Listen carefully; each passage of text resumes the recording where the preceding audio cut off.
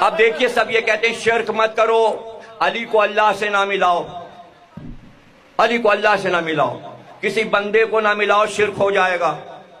میں دوسری بات کہہ رہا ہوں، میں شرک کروں گا ہی نہیں کہ میں کسی کو اللہ سے ملا دوں۔ یہ بتاؤ اللہ خود اپنے کو اگر کسی سے ملا دے وہ کیا ہوگا؟ اب یاد رکھنا، میری اس بات کو بھول نہ جانا، لکھ لینا اپنے سینے پر کہ سب سے پہلے میں نے بتائی ہے اللہ کا نام دھیرے دھیرے ایک ایک کر کے قرآن میں آیا، اور کب؟ ہجرت سے بہت پہلے، دعوت ذوالعشیرہ سے 10 برس پہلے علی کا نام رکھا گیا۔ ابھی اسلام شروع نہیں ہوا، ابو طالب نے نام علی رکھا، بعد میں قرآن میں اللہ نے کہا میں بھی علی العظیم ہوں۔ علی نے نہیں کہا میں اللہ ہوں، اللہ نے کہا میں علی ہوں۔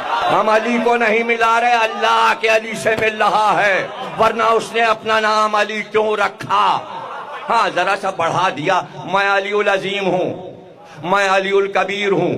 کبیر کا کیا مطلب ہے؟ یہ بزرگ ان سے بڑے ہیں، یہ چھوٹے ہیں، یہ بڑے ہیں، یہ صغیر ہیں، یہ کبیر ہیں۔ جب میں کہوں گا یہ کبیر ہے تو آپ پوچھیں گے کس سے بڑے ہیں؟ میں کہوں گا ان سے بڑے ہیں۔ بغیر صغیر کے کبیر بنتا ہی نہیں۔ ایک علی الکبیر ہے، ایک علی